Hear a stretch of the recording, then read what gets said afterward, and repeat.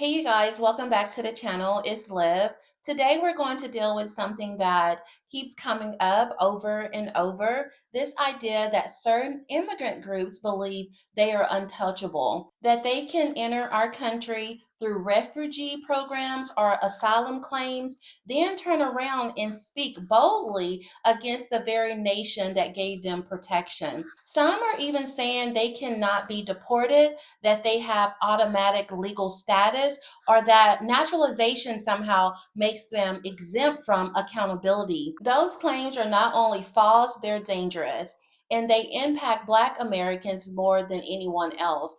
I say that because for far too long, Black Americans have not been taught to protect our own birthright, our lineage, our inheritance, and the constitutional protections that were written specifically because of our ancestors' experience in this land. Meanwhile, the Democratic Party has allowed our birthright to be exploited. They've extended benefits, protection, and political shelter to every other immigrant group, often at the expense of Black Americans. And many of these same groups come in leaning heavily on laws and concepts that were created for foundational Black Americans, not for them. If we're honest, many immigrants and foreigners did not respect or elevate Black Americans when they arrived in our country. They only invoke our history and our protections when it benefits them. You also see the contrast. White Americans, love them or hate them, have always understood the sacredness of their American lineage and birthright.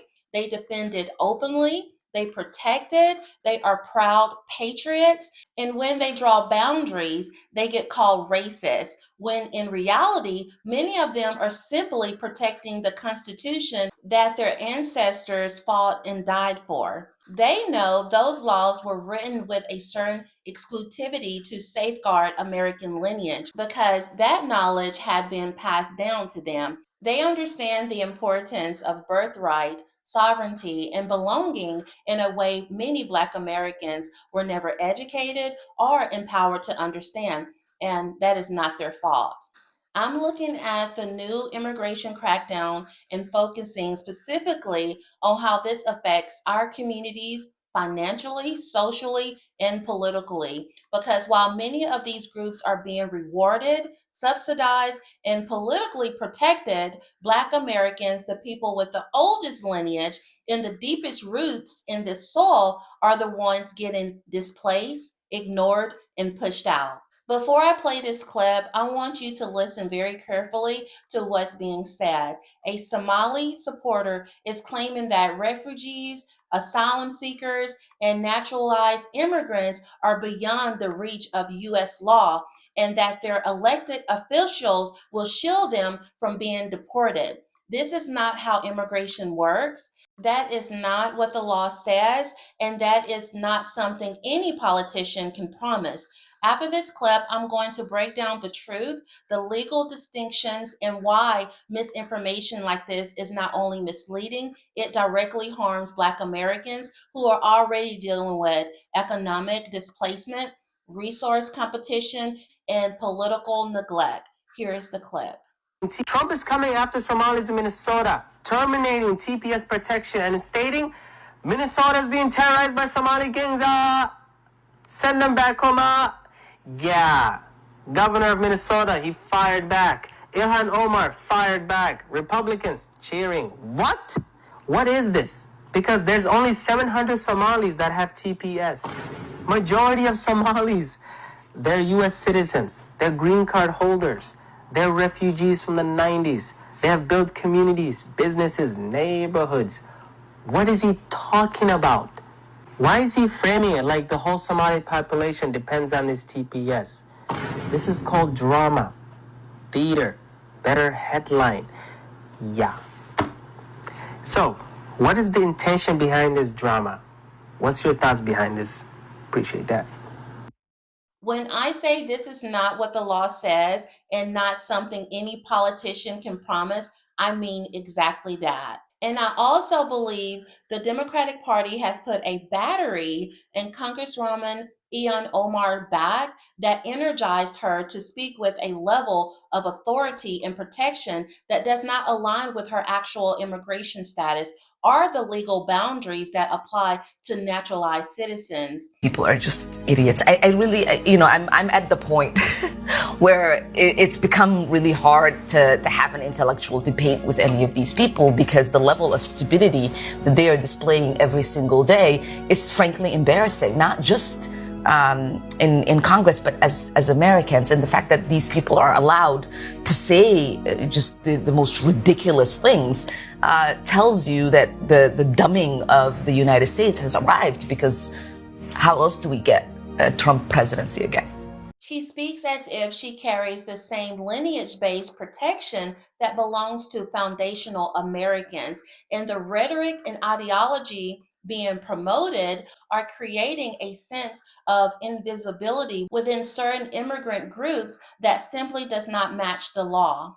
In many ways, it is the political messaging, not the American people, that has created the tension and placed a target on their backs. You have to understand this. When Ian Omar and her supporters go on these media outlets and platforms talking about Somali first, sending money back to her foreign country, and attacking an American president that millions of Americans voted for, including people in her own district who believe in America first. This is not going to sit well with the American people or with the very community she claims to serve.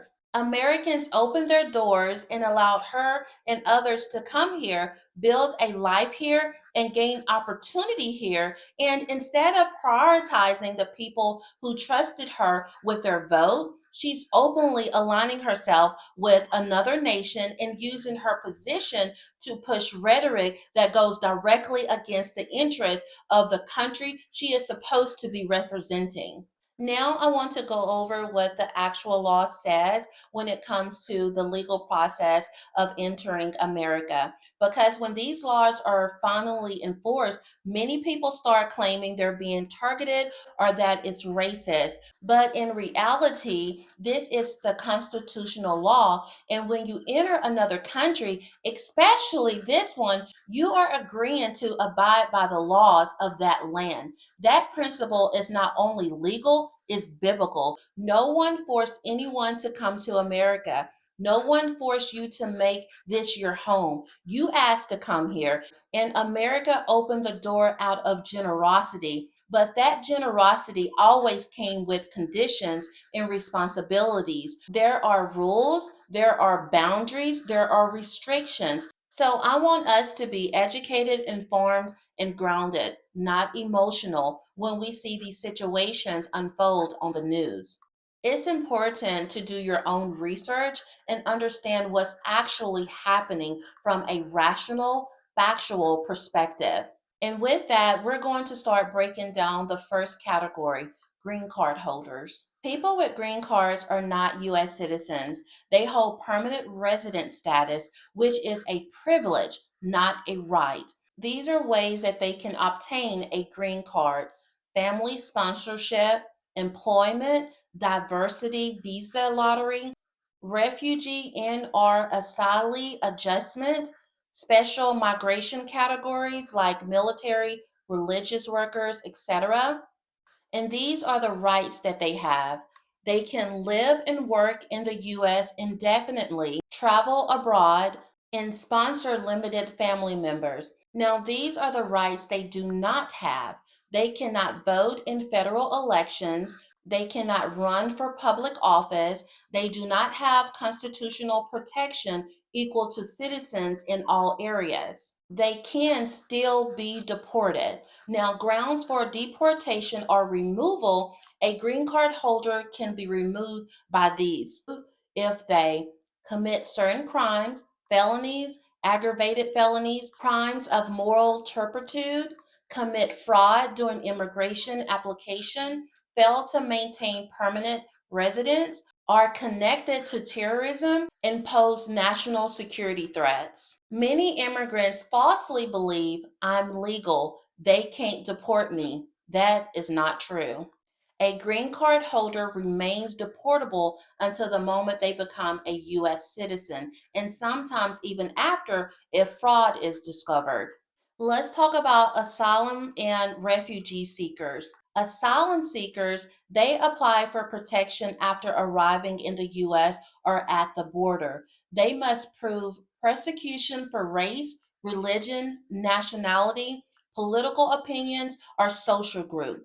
Now, for refugees, they apply outside the US through the refugee program. What they receive is a work authorization, protection from return, path to green card after 1 year, path to citizenship after 5 years of permanent residence. Now, the important truth is that asylum is not a guarantee, it's a humanitarian protection. It can be revoked. Now, ways asylum and refugee status can be revoked if there is fraud in their claim, criminal activity, threats to our country national security, reconnecting with the home country they said they feared, visiting, sending money, voting, all falls in that category. Many refugees and those who came seeking asylum misunderstand this. Their presence in the US is due to American generosity, not entitlement. The US is not obligated to naturalize or permanently host foreign nationals.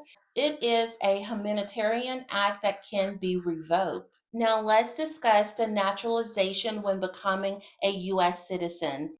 This is the legal way an immigrant becomes a US citizen. This is not birthright citizenship. Now, the requirements to go from green card to citizenship, they must have a green card for at least 5 years, 3 if married to a U.S. citizen, show good moral character during those years, pass the English test, pass the U.S. civics, government test, take the oath of allegiance to the United States. Good moral character includes no serious criminal record, no fraud, no illegal voting, no serious immigration violation, no terrorism or anti American activity, paying taxes, and supporting the Constitution. Even after naturalization, if the government finds fraud, lies on asylum, green card, citizenship forms, involvement in terrorism, their citizenship can be revoked. It's called denaturalization, and they can be deported. Naturalized citizenship is strong, but not invisible. So, in regards to the false claims that if you are a legal immigrant, you can't be deported, the truth is, if you have a green card, it is conditional and that privilege can be taken away. If you came in through asylum or refugee, that is a humanitarian protection, it can be revoked. Naturalized citizenship is the strongest status, but if fraud occurred at any stage, the citizenship itself can be undone.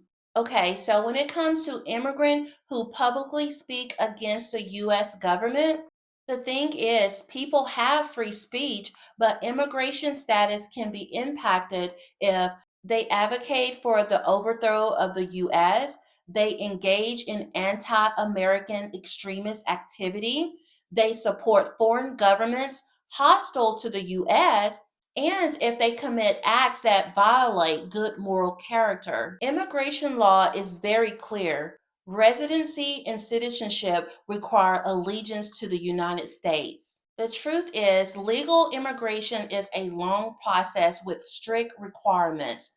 Green card holders, refugee, and asylum seekers remain deportable under U.S. law if they break the conditions of their status. Nationalization requires good moral character, allegiance to the U.S., and following the law. The problem is immigrants attacking the country that took them in misunderstand the privilege they were granted. And they misunderstand this process is completely separate from the historical interpretation of birthright citizenship, which deals with the descendants of the formerly enslaved. That is not a law that you can leverage for your benefits or protection. I want to end by saying this. I didn't speak on this lightly. I took my time. I did my research. I listened to multiple interviews, specifically from Ian Omar herself and from many of her supporters. And based on her own words, there are serious concerns. When you openly declare Somali first, when you maintain questionable relationship involving foreign interests, and when billions in taxpayers' dollars have already been lost in Minnesota through fraudulent assistance programs, these are not small issues. These are violation of public trust. It only feels harsh when accountability is finally being applied. When the law is actually enforced, people call it discrimination, but in reality, it's responsibility, it's consequences for actions.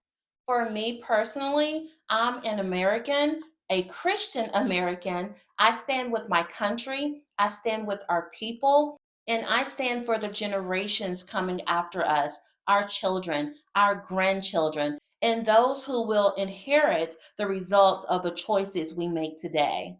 Thank you all for watching. If you found this informative, make sure to subscribe, like this video, and hit the notification bell so you don't miss my latest uploads. I appreciate you, and I'll see you in my next video.